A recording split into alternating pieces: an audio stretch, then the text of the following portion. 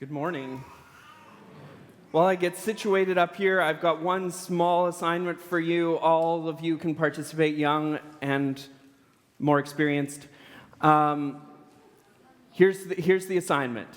Don't think about elephants. So what you thinking about? Cats. Oh, okay. Ice cream.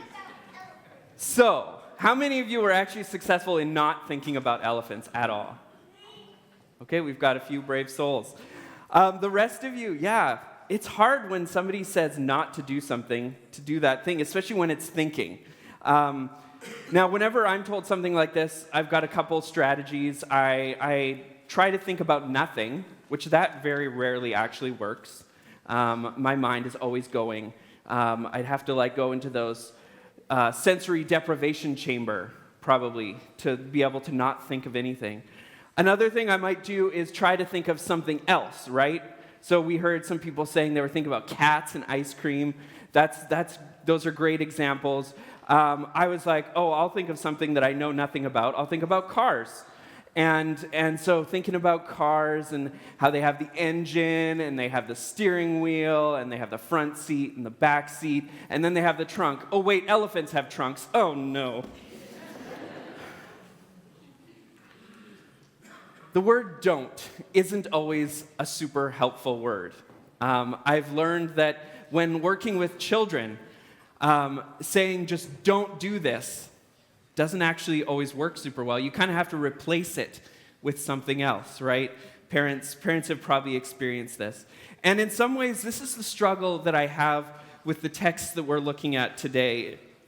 The reality that they both start with the word don't.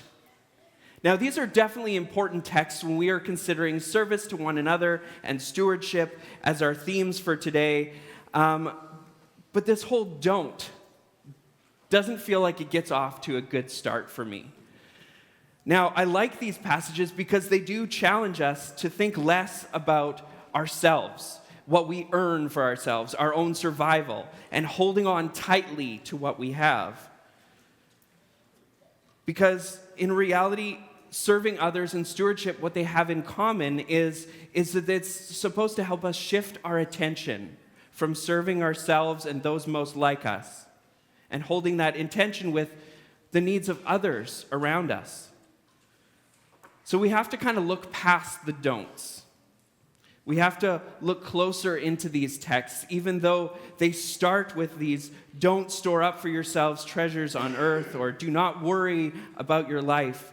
There's more to be noticed here.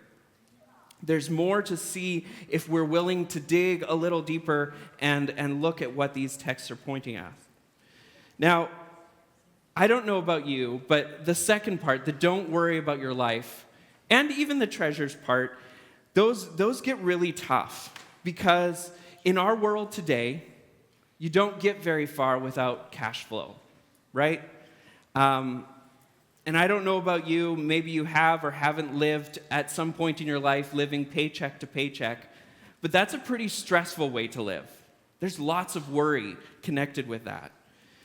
And so I feel like it would almost be irresponsible not to save a little money along the way and to use a budget for how I will use my money, how I will use my time, how I will use my energy. In fact, having a budget myself has helped me to not worry so much because I know that as long as I stay within these kind of ideas, I'm going to be okay. Things are going to be okay. Which, in reality, because I have a line in my budget for food and I have a line in my budget for clothing, obviously I am worrying about these things. I'm not following these literally. But I think that's because there's something deeper here. There's something deeper that we need to explore. So let's look at these a little bit further, going past these don't phrases. The first one, don't store up your treasures for yourself on earth, where moth and rust can consume, where thieves break in and steal, but store them up in heaven. This reminds me of Ecclesiastes 5. I'm sure it's that book that we don't usually get to when we read through the Bible, starting in order because we get to Numbers and we quit. Skip ahead. Ecclesiastes is a very interesting book. But the writer of Ecclesiastes identifies this great illness in society where people are amassing wealth and their lives are consumed by the pursuit of that wealth. Now, the wealth itself is not critiqued in this passage, but it's what those people do with their lives. Their pursuit of wealth is so consuming of their life that they don't get to enjoy the gift that life itself is. Those who are praised in Ecclesiastes 5 are those who spend time with family and invest their wealth in good things, in things that truly matter. As it says in this passage from Matthew, where your heart will be, where your treasure is, your heart will be also. So these two passages from Matthew 6 and Ecclesiastes 5 remind us to treasure time with our loved ones. Treasure the time that you get to spend with God. Treasure the memories that you make. These are the true treasures in life.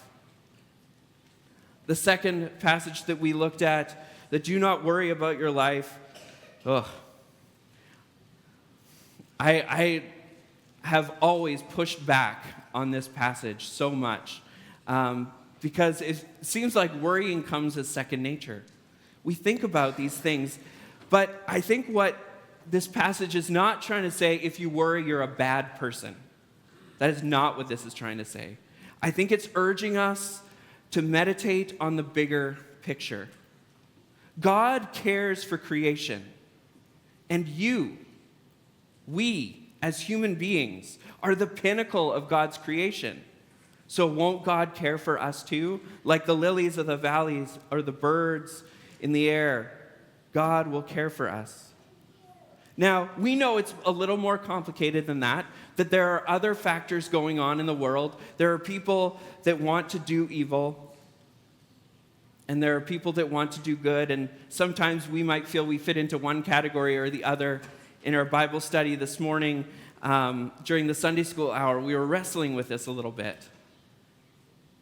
But I think, again, it's pushing us to look and meditate at the bigger picture.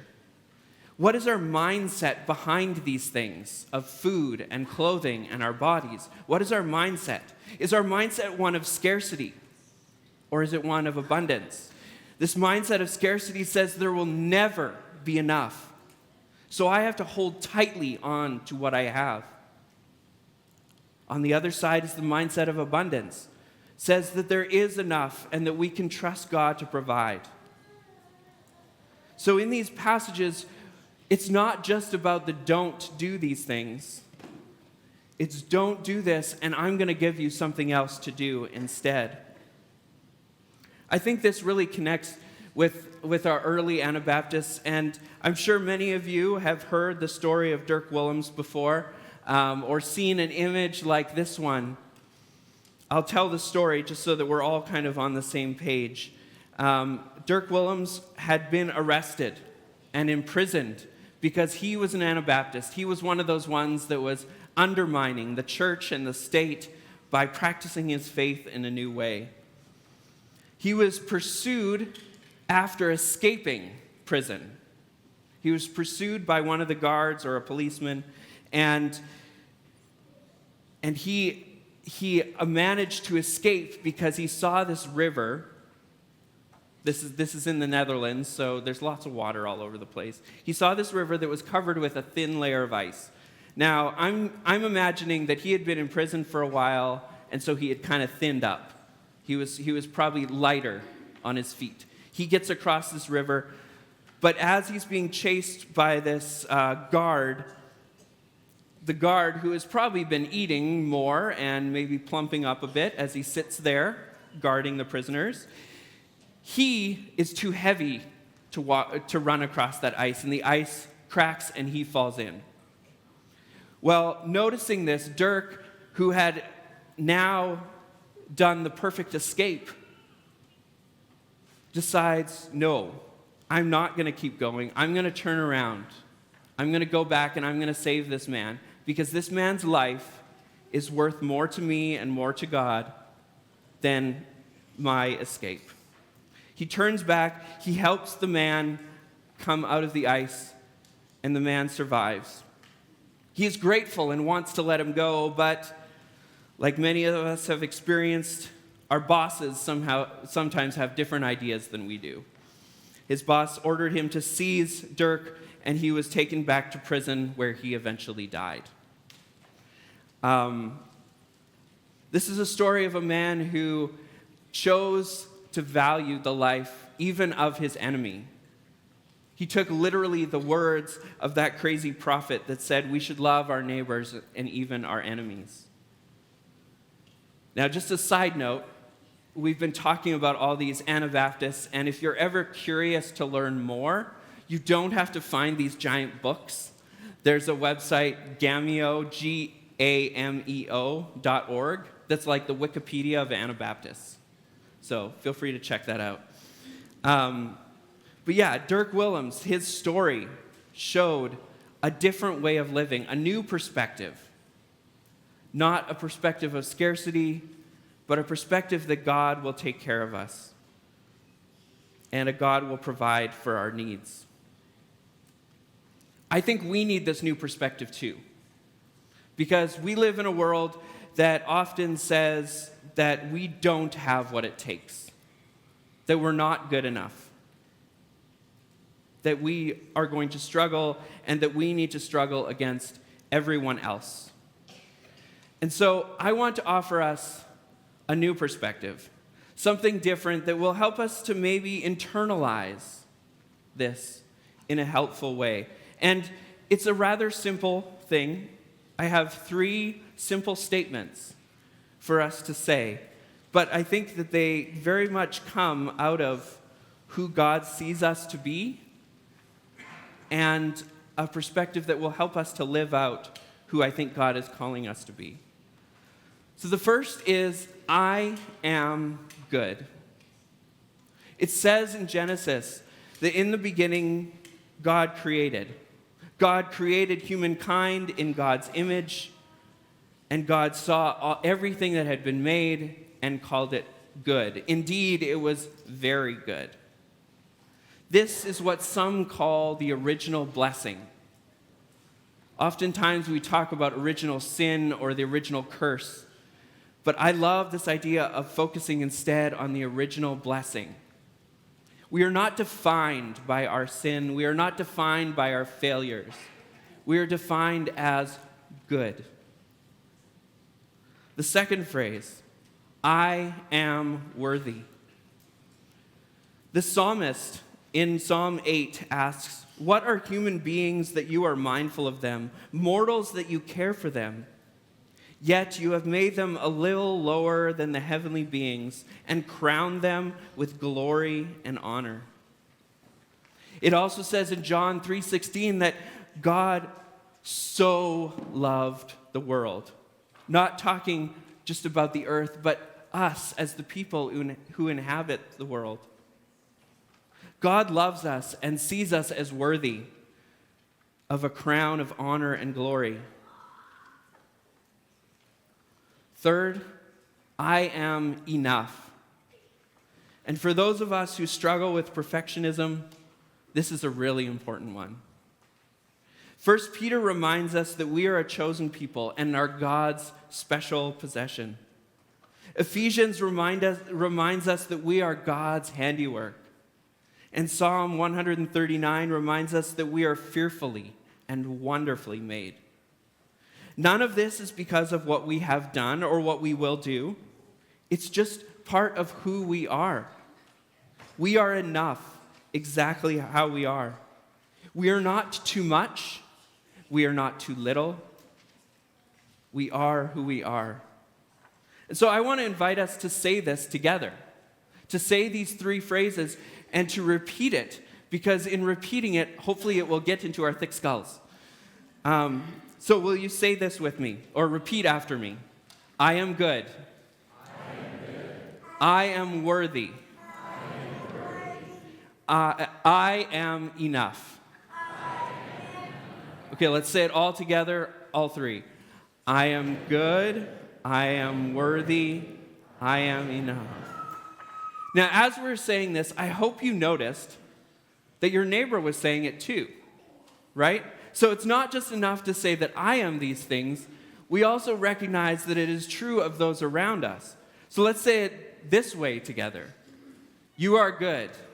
You are good. You are worthy. You are worthy. You are enough. You are enough. Now, in all honesty, I find this way easier to say.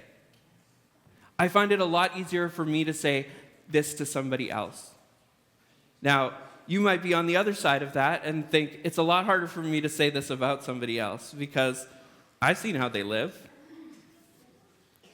But for those of us who are our own worst critic, we need these variations, and we need to hear it from other people as much as we need to speak it for ourselves.